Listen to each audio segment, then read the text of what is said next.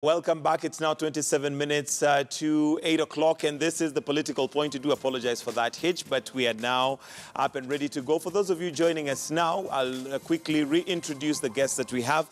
And to my immediate left, I have Dr. Sam Kamau. We also have Michael Agwanda, and we're also now joined by Dr. Eric Komolo, who's an advocate.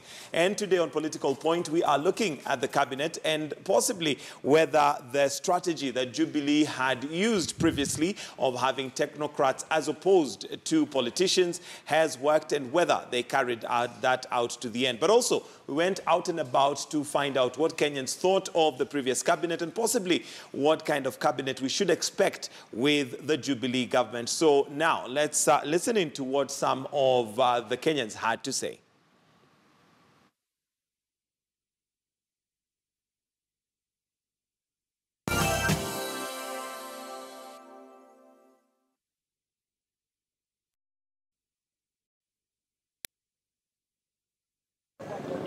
Kwa hii cabinet yenye ilikuwa, kuongea ukweli, wote wenye walikuwa, mmoja ndo tumeona tu, ndo wamefanya kazi na ndo wamederiva. Na tumempongeza sana na anaitwa Matiang'i.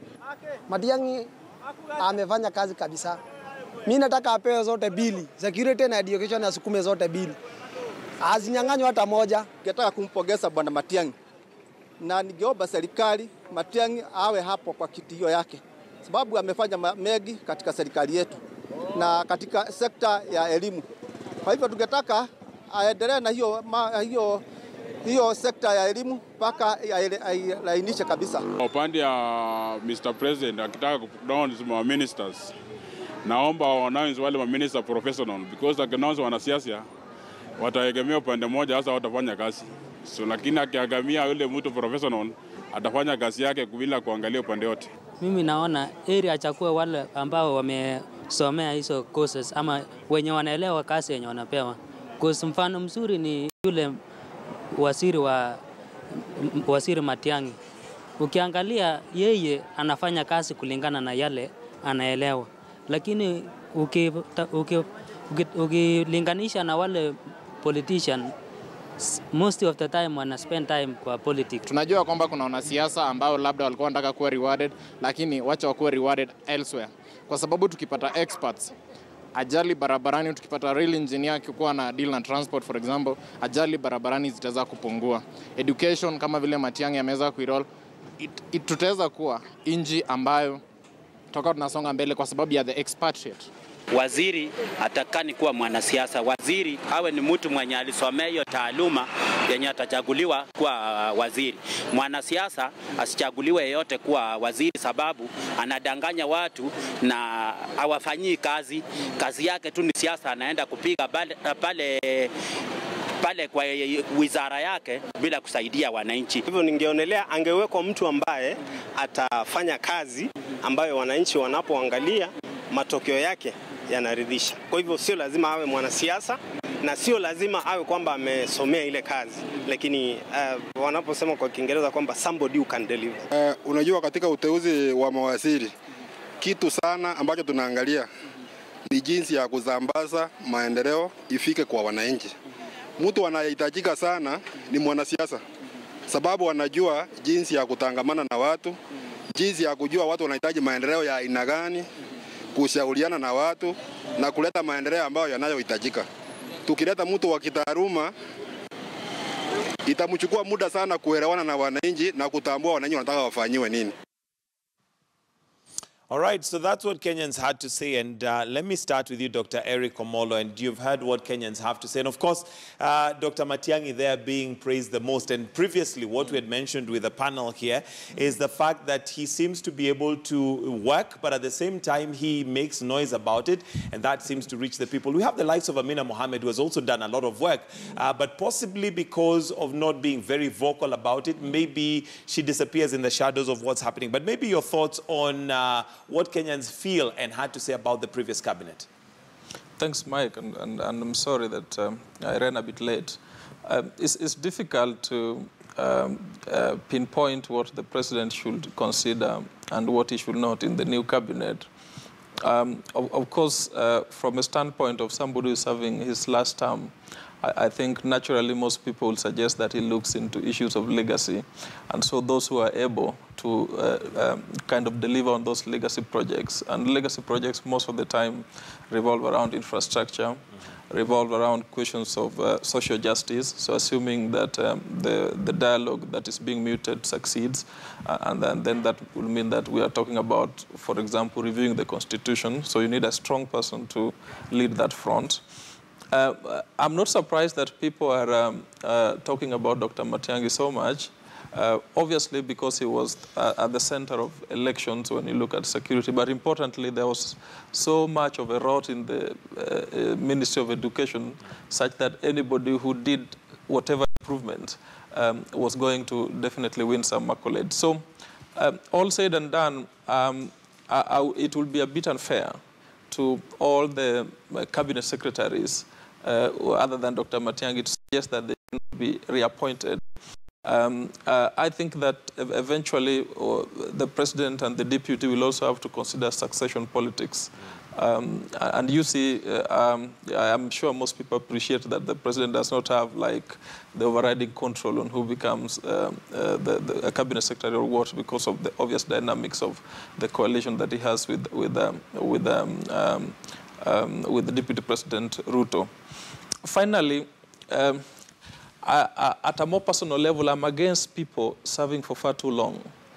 I'm against political appointees serving almost similar term as the elected leaders.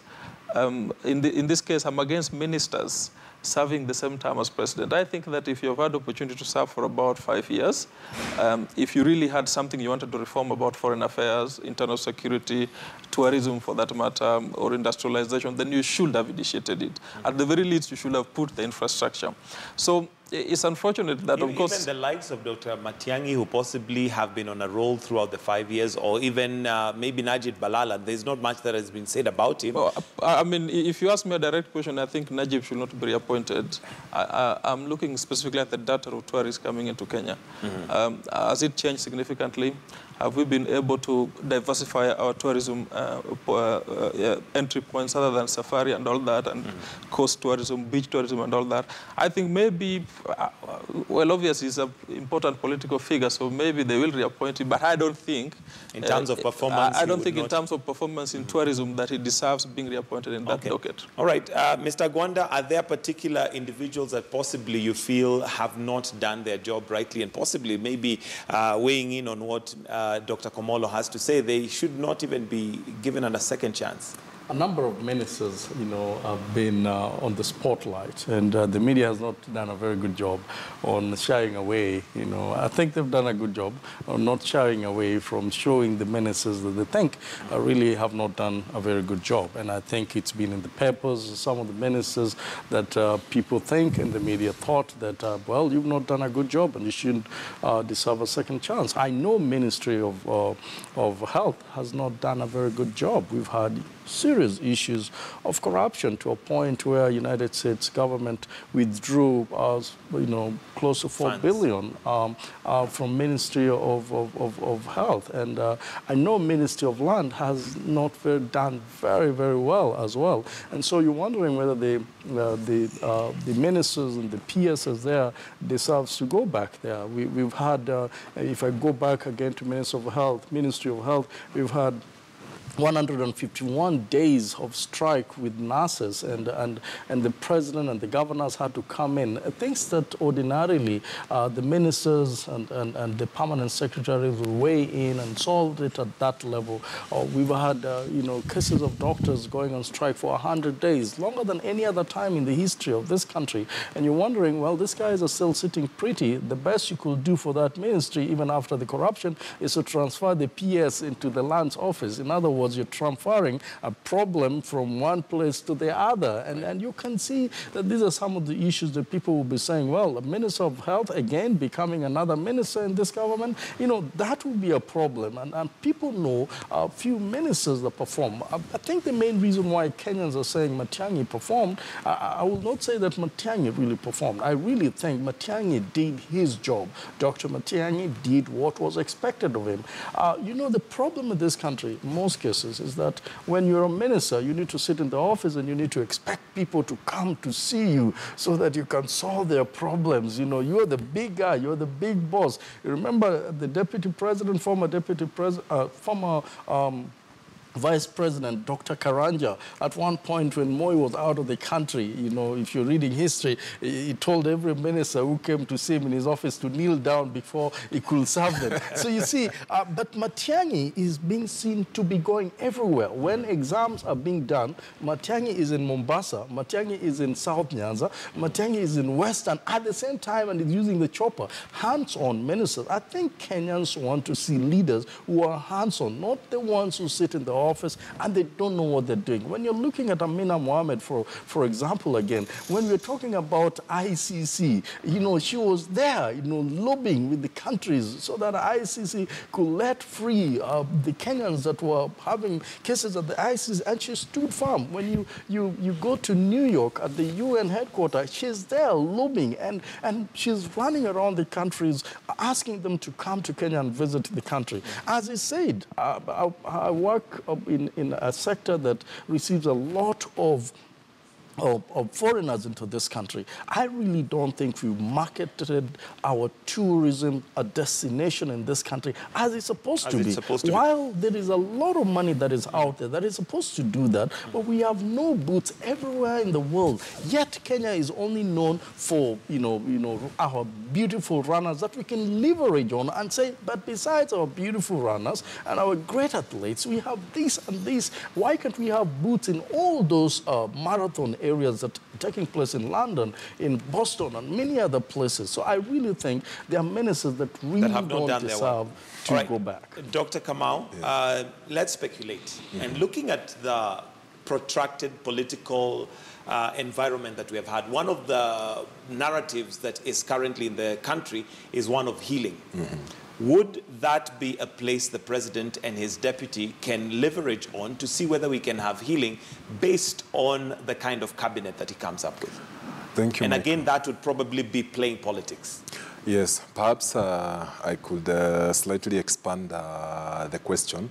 First, weigh in on what they have said. I think one of the issues, and as the president and his deputy think of constituting the cabinet, of course, the issue of qualification has to come in, and ability to deliver, and especially the fact that the president on the Jamhuri Day, in his Jamhuri Day speech, identified 4 specific areas that he wants, you know, to focus on. And I think he spoke about health, he spoke about housing, he spoke about manufacturing, and I think if you look at how he will constitute the cabinet, he wants people who will be able to deliver on that specific agenda, that he thinks these are areas of priority going forward. But specific to your question, there are certain considerations that go into place. First, the Constitution, of course, talks about regional balance in the appointment of the cabinet, and, of course, even the component of gender. So as he tries to bring these individuals into government, the people that he's thinking about, he has to consider, especially now that Jubilee is now, unlike 2013 when it was a coalition, now it's a party. But if you look at the pockets of votes they got across the country, of course, you have to make sure they are certain, they may be beholden to specific people who offered support, and therefore there may be need to reward some specific people or specific regions.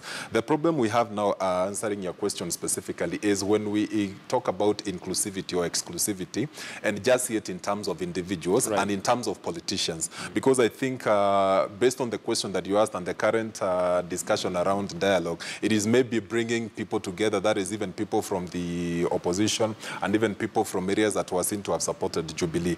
But I know, and looking at 2013, for example, the appointment of Rachel Omamo, it didn't necessarily satisfy maybe the feelings and the ideas of the people from the region where she comes from. So it's not so much just in terms of individuals and the region. Individuals, but there are certain wider considerations. But one thing that would be key, and it is expected as per the Constitution, the appointments have to reflect the face of the nation. That said, of course, we have a maximum of 22 cabinet slots.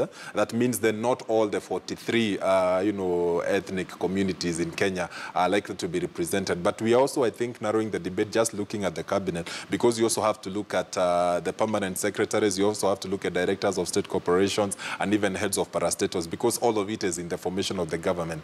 The important thing, and I think it is part of what the Jubilee administration struggled with previously, in terms of being seen as representing interest, narrow interest. I think this is a perfect opportunity to show that actually, now that the campaign season and the elections are over, it will be important to be seen to be bringing, and it is a move towards healing, in terms of bringing people, qualified individuals who represent interests and regions across the country, but people who will be able to help the government deliver on the promises and the specific priority areas that they have identified. All right, Dr. Komolo, when we talk about healing, would delivery of the cabinet possibly give us more healing, if I can call it medicine, more medicine to healing the wound, as opposed to just individuals from a certain region? I mean, during the campaign period, one of the narratives and undertones that was being given to Dr. Matiang'i is that, look, you are represented, your people have been doing a good job in cabinet.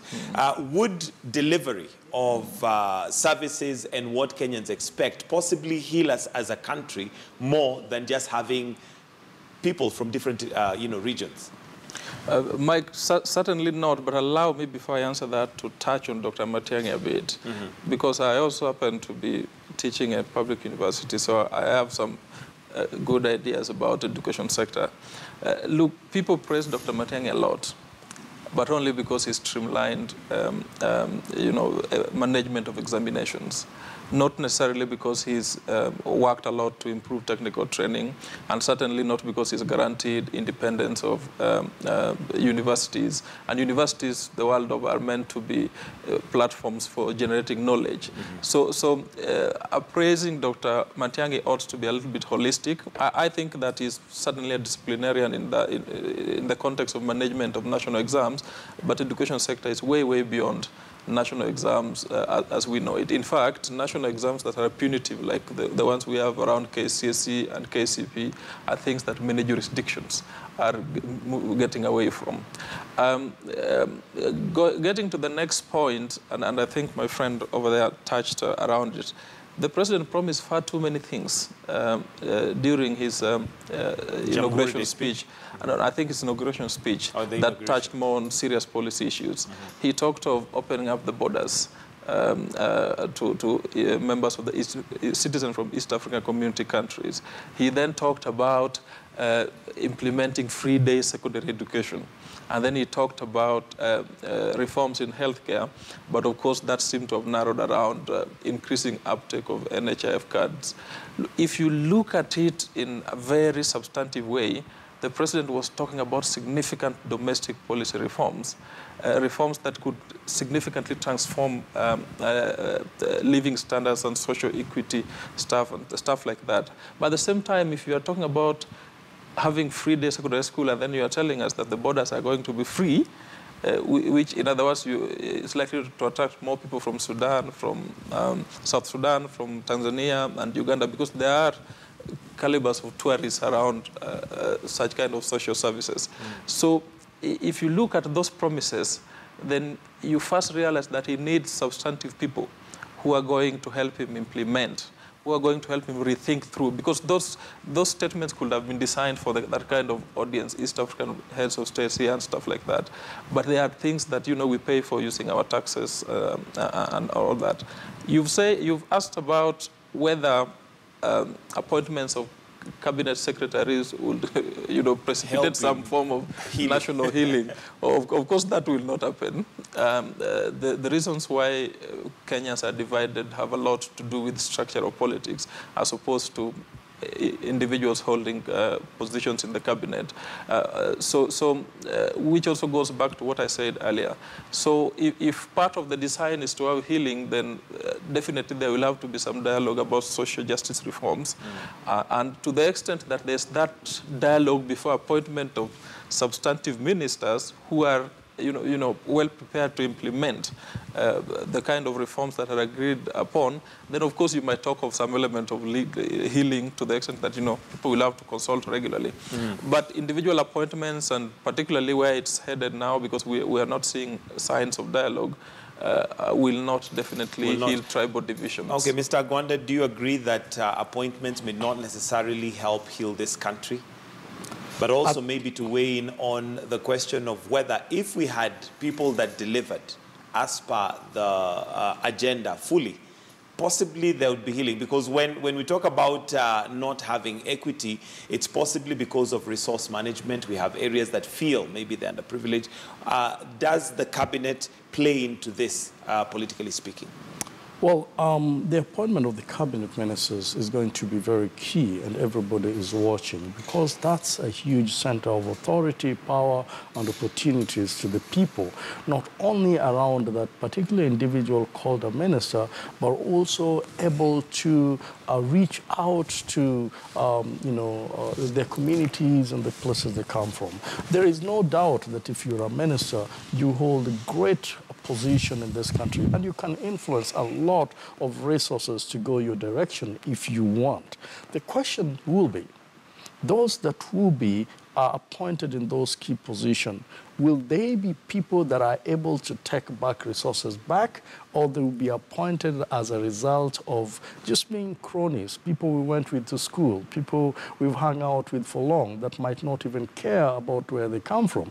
There's some people that live in Nairobi and they come from Nyeri and they've never gone back to Nyeri. You appoint that individual as a cabinet minister and you think, oh, well, I've given Nyerians, a son, a big position in the government. And the Nyeri people will tell you, no, we don't even know that guy. That guy doesn't even come home. I mean, how is he going to represent us? So what I'm trying to say is the appointment must be representative. It must represent the people. But besides that, the appointment must also be seen to be given to those who deserve in terms of ability to do the job, the professionalism in it, and also in touch with the reality and the people from where they come from. Not just a guy who, as I've said. But another thing that we have to see is that in the past, the representation has not been as good. The people that have been appointed in key positions have not been really representing the places they come from. That now brings the question of exclusivity or inclusivity. All right, into allow me to the pause you government. right there, because we need to take, KTN Home needs to break and Life and Style will begin. But those of us on KTN News continue with this conversation briefly before we look at your money in just a bit. But for those of us on KTN Home, this is where we say goodbye for Life and Style.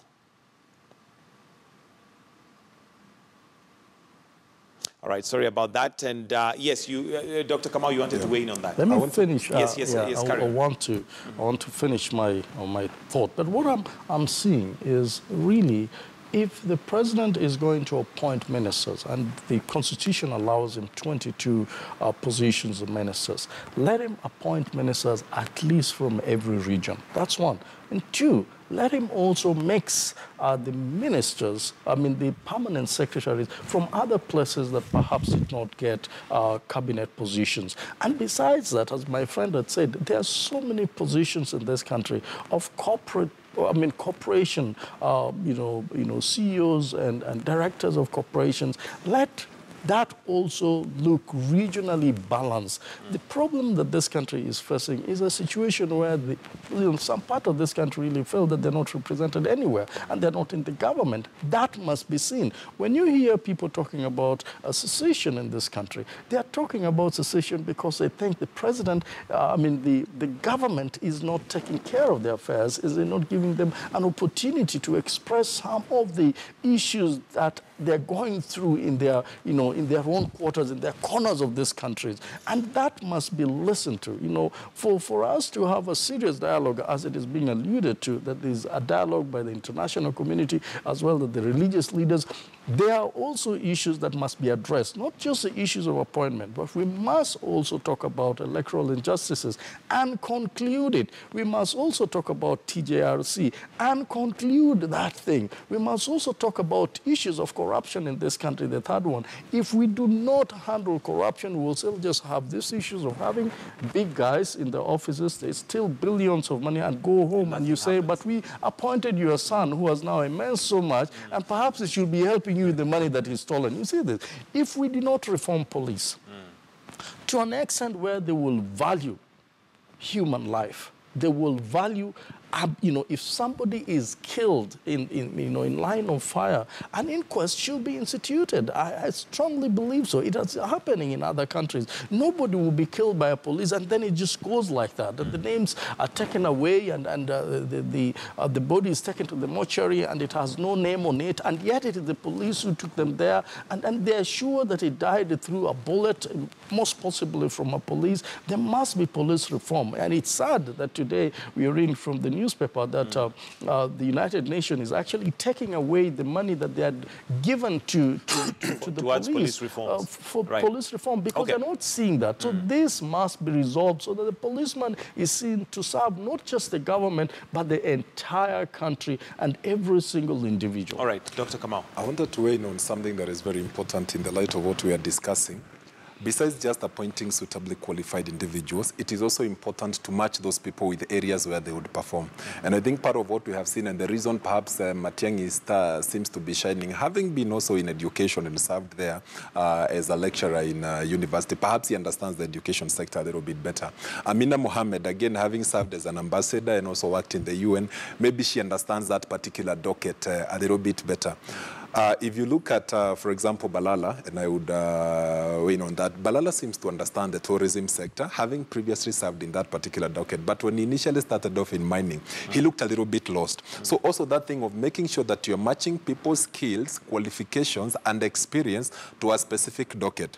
And maybe also, again, if I could still extend the same conversation, there are people, when you ask maybe Kenyans, people perhaps who don't deserve a second chance. Maybe the one at least all Kenyans would agree would be Hassan Wario in the area of sports, because it's been chaos and chaos. At least over the weekend when Harambee Stars won something, that is the only positive, one of the few positive. But even you talk about... it cannot be credited to him. Yes, but I talk about athletics and the other things. It's just that that is our strength as Kenya. But I think that is one area that has been mismanaged. But I was talking about matching specific individuals with ministries where they are suitably qualified. Maybe Rotich understands the, the ministry. Waigoro, because of having again served in that particular department in the government, perhaps understood a little bit better, or Kamau in the beginning. So I think the president this time and his deputy, they have the benefit of at least having observed and also learned from some of the mistakes or challenges of the previous administration, and appoint individuals who would be suitably matched to deliver in the specific docket, so that you are not a good guy but in the wrong ministry. And perhaps also, if I talk about General Kaiseri, again, when he was brought on board and why things stabilized, is a sector, it's an area that he understands security or internal security. So going forward, like I said, all these issues are important in terms of qualification, in terms of the agenda that the president wants to implement, but also in terms of the constitutional requirements, in terms of regional balancing and gender representation, because again, women have shown that if you are given an opportunity to deliver, they can actually do it.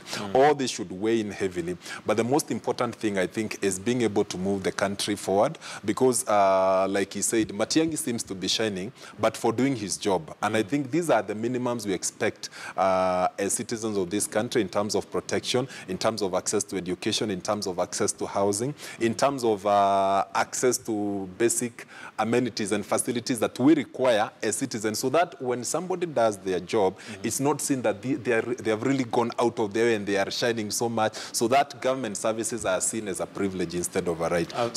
I hope these will be the key things that will be weighing in heavily on the president and his deputy, that these people have an opportunity to serve Kenyans in terms of the obligations that the government has to deliver specific services to Kenyans. All right, and I want us now to conclude, but I want us to see what role devolution has to play in all this, because initially the dream of the Constitution was to have devolution devolve power and resources and bring it to the people, yet we still play the regional politics at a national level by virtue of the fact that even the appointees maybe will need to be seen to come from certain areas. But let's listen into what Kenyans, first of all, had to say in regards to their understanding of devolution and whether it has delivered or not before we conclude with that. So this is what our fellow Kenyans had to say.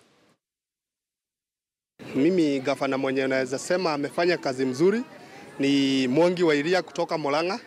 Juu huyo jamaa amesaidia wananchi, amewapea ng'ombe, Amewapea vitu ya kulima, wana mahindi, na huyo jamaa niye naweza sema amefanya kazi mzuri. Gavana mwenye alikuwa amefanya kazi mzuri ni Gavana Alfred Mutua. Kwa sababu hata tukiangalia kwa michezo, jana michezo ilichezewa huko kwake. Kwa hivyo tunafurahia Gavana Alfred Mutua kwa sababu ya kazi yake yenye alifanya kutoka 2013 until 2017. Nitaanzia na gavana wangu hapo Bwana Mandago. Amefanya kazi mzuri kwa sababu hata ukiangalia town saa hii, ukiangalia barabara ya stadium, unaona watu wanatembea kwa mahali ambao weka lamu. Ukienda mpaka Langas, kitu ambacho tena ametufanyia mzuri kuweka hii mataa town. Kuna kitambo kuna mapickpocket walikuwa wanapora watu hapo mbaya zaidi. Niliona kama Alfred Mutua ile kazi alifanya ilikuwa ni kazi nzuri, maana alitengeneza barabara na pia wananchi wake, japokuwa hapo mwanzo walikuwa katika mrengo wa NASA, tunaona kwamba kwa mara hii aliegemea sana sana upande wa Jubilee, na hivyo wananchi wa pale waliweza kumchagua. Kwa hivyo kazi yake ndio ambayo ilileta kwamba akachaguliwa kwa mara ya pili.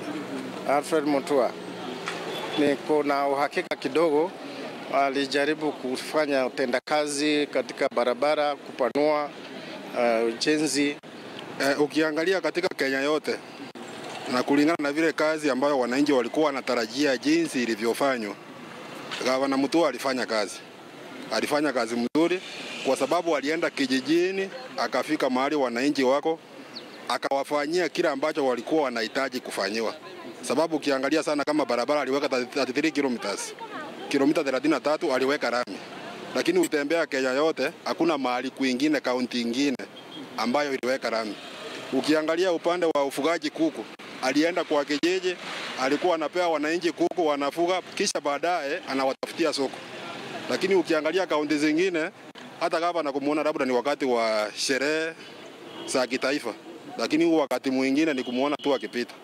So hawakufika karibu na wananchi, lakini walinonesha mifuko yao. All right, and let me start with you, Dr. Komolo, as we conclude. And the thing is to understand the role of governance. Because again, when it comes to even cabinet secretaries and the president appointing, it is all to do with governance and what we as Kenyans expect. But looking at the comments from Kenyans, do you feel that we fully understand governance and what our leaders are there for? By and large, yes, because these guys are talking about bread and butter issues. A gentleman there has talked about dairy farming in Murang'a. Others have talked about roads, I think, in Machakos and all that. So these are the basic socio and agricultural things that people are looking into. My only worry is our expectation of devolution. And there seems to be a perception that devolution was, and for that matter counties, was designed to take over from the failures of our national structure in terms of delivering development. And development here means those concrete things people are talking about. This is a little bit of a misnomer because Kenya is not the first country to implement structured devolved systems like we are having now. Several countries, including Nigeria, do have governors, and they do have some mandate here and there. But the pattern you realize is that the success of devolved systems eventually is built around value systems in the society, is built around what I might call effective governance at national level, because really they complement. So I don't want to blame what I call first-generation governors, because these are people who are setting up infrastructure for devolution as we now seem to understand it. Obviously, a good number of them failed miserably to the extent that they literally imported corruption, and I can count like 10, 20, yes, who aggressively implemented corruption that we've been seeing at the national level. All said and done, I think devolution is a good thing, and it's kind of a stabilizing feature in the country. And the fact that we seem not to be contented with the cabinet appointments, the fact that you see we might not get what we want, and the fact that we have governors to stand in is a generally positive thing. Finally, I come from South Nyanza. In South Nyanza, to the extent that I've studied history, I think this is the only time we don't have a full-fledged cabinet minister. So we've always had, under all these other presidents, yes, we've always had somebody coming from South Nyanza serving as a cabinet minister and I think a permanent secretary. And even now, I am not sure how many people from Nyanza are serving as principal secretaries. So the bigger point is not the fact that somebody is appointed from South Nyanza that is serving in the cabinet. The bigger point is whether we feel that that person represents us in government. And representing us is a question of deeper dialogue.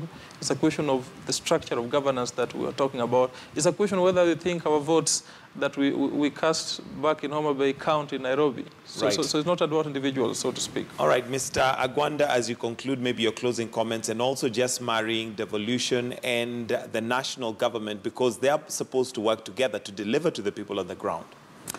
Mike, I don't have very good words for the governors that have served in the last 4.5 years. People talk about Mutua, Governor Mutua, and I can tell you that when you go to Machakos, you don't see what people have been talking about. Governor Mutua must have done 1 or 2. But I'm telling you that the good that he did was taken away when he was involved in a lot of corruption and issues of importing vehicles that some of them were not even there. Some of them were old vehicles, and it could not be accounted for well. And I think the issues are in court, and perhaps we may not dwell much into it. But my problem is we borrowed this constitution of the devolved system from the United States, but we did not have the instrument and also the goodwill to devolve these counties. So long as you have a devolution system and a ministry called Devolution Ministry, which has more money than allocated to it, the Ministry of Devolution, than the money that is devolved into the county, then the counties become a department of the central government. Unfortunately, that is what it is, because you have a government, a minister of devolution, and I think 2 permanent secretaries of devolution. So it becomes a department. The moment it becomes a department, and they themselves, the counties, know that we need to be independent and run our affairs and be able to have an agenda of development without the influence of the central government, then there's a conflict. And that conflict is exactly what we're experiencing in the counties. A lot has been devolved, including and not limited to corruption. When they hear that a lady carried money in devolution ministry in a gunny bag, some of those chief officers in the counties are carrying money in the gunny bags. And you've heard of stories of people that are nabbed with over 30 or 100 millions into their houses. So long as we do not have serious checks and balances, we are creating multi-millionaire thieves of the counties in different countries in this country. And that is going to negate the main principle of devolution, which is to devolve the development into the local leadership. When you look at the money that the county assembly is spending on transport alone and traveling the world, you're wondering, but what are we going to spend on development here?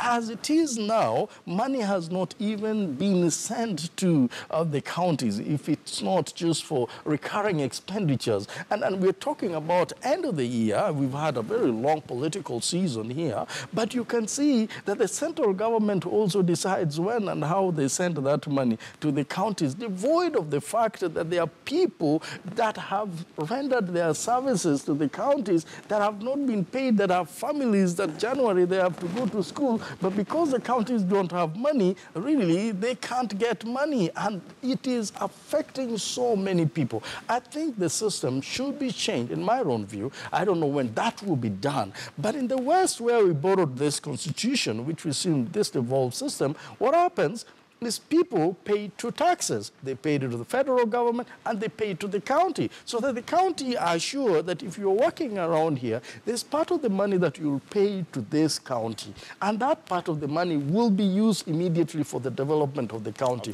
We will not have to wait for the central government to send the money or plead with them to send the money in this case, and they send you what they want. I think when we're talking about serious devolution as well, We need to put the checks. EACC really have to do their work, not to be in bed with the corrupt county officials. I once talked to one of the county CECs of finance, and he told me, we are a government, and the EACC is also a government. We talk, you can't expect that. That was a serious statement that I got from those All right, Dr. Kamau, we need to conclude. Your closing comments. Mike, I'm one of those people who have a lot of faith and hope in devolution. And the fact that part of the reason we opted for a devolved system is so that we could actually devolve resources. We could devolve development so that we could actually also devolve government services close to the people. Now, the last 5 years has been more of an experimentation in terms of the first governors who took office and trying to find out what works. There are challenges, there are mistakes that have happened, but there are also some positives. There are some things that have happened in the far-flung counties that would not have happened or would not have been seen under the previous system of administration.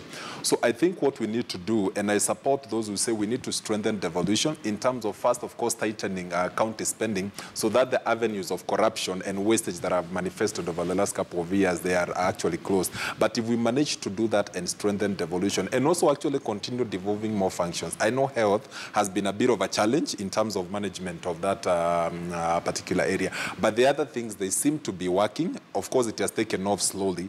But if we actually tighten the loopholes, the challenges that are there, we should strengthen devolution, devolve more resources, devolve more functions, so that, and then the governor should not always be caught up in the national politics and discover that they also have a mandate to deliver in the specific counties where they have been elected. There are certain things that the governors are able to do, but our obsession with national politics is actually part of the problem in the sense that perhaps devolution has not worked the way it should have worked, because it should have also made people realize and understand that government has come closer to the people. We are seeing more services, we are seeing more resources. I agree, maybe not enough money is going to the counties, the 15% which we set as a minimum.